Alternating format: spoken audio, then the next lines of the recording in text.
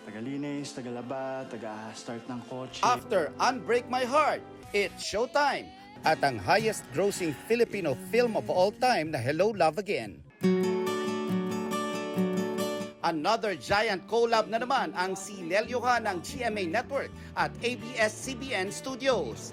This time, ile-level up ang longest-running reality show ng bansa, ang Pinoy Big Brother, na mapapanood na sa GMA soon. Nung nag-breaking news, sobrang dami ng messages. Nagsasabi na sino yung mga gusto nila mapanood, sino gusto nila makita sa loob ng bahay ni Kuya. We commit to giving you a very exciting, compelling, fun, and enjoyable experience as we join forces, GMA and ABS-CBN.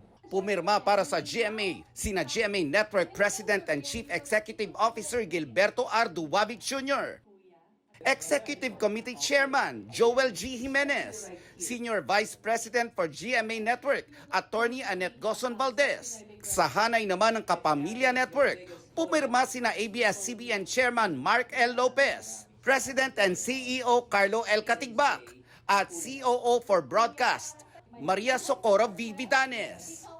Present din ang ilang opisyal ng Kapuso Network.